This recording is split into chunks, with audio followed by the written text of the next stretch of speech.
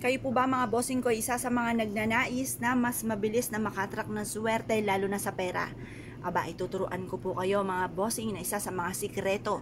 Pero syempre mga bossing, bago nyo po itong gawin, kailangan kayo po ay may positibong pananaw sa buhay. May proseso po ito, hindi lang basta-basta natin gagawin. Kailangan may proseso po ito mga bossing. Unang-una, kailangan naka-mindset sa inyong isipan na mababago na ang takbo ng inyong pamumuhay bukod sa sipag at syaga pananalig sa mahal na Panginoon, hindi laging ganyan ang takbo ng inyong pamumuhay. Ngayon pa mga bossing, subukan nyo pong maghanap ng barya mga bossing, kagaya po nito. Ito po yung ating 10 piso na nagtataboy ng kamalasan. Ito po mga bossing ko yung silver, takot sa mga silver, kaya nire-recommenda ko nga po sa inyo yung stainless po namin na bilog na pantaboy ng kamalasan. At yan ay bilog, ang bilog para mabilis gumulong ang magandang kapalaran. Tapos, ito naman po yung rose gold, yung pinaka-lining ng 20 pesos, mabilis na pagtugon sa mga problema. At syempre yung silver, pantawag ng swerte, pantaboy ng kamalasan. Ito naman po yung ating gold mga bossing ko na 5 piso, ay ito po ay gold for abundance. Pagsasama-samahin natin ang tatlong ito at ilalagay natin sa isang tissue. Yan, sa isang tissue. Ganito po inyo pong gagawin.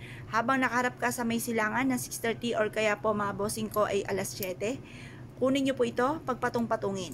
Sa pamamagitan ng pampaswerteng ito ay makakamit ko lahat ng mga pangarap ko sa aking buhay. Sabihin nyo na ang lahat ng nais na walang gamit na sana, direct to the point. Pagtapos na po kayo mag-wish mga bossing ko, ito po ay babasain po natin. Sabihin nyo po, ako ay yayam at magiging matagumpay. Lahat ng mga pangarap ko ay matutupad. Ayan, ito na po yun mga bossing, at pagkatapos ay babasain nyo po yan dito.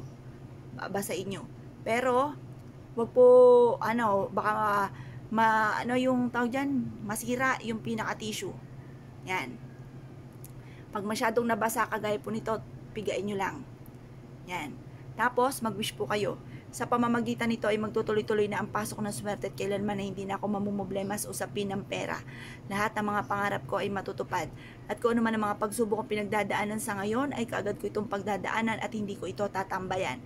Mag-wish na po kayo na lahat ng nais ninyo. Magkakaroon ako ng malaking bahay. Magkakaroon ako ng napakaraming pera.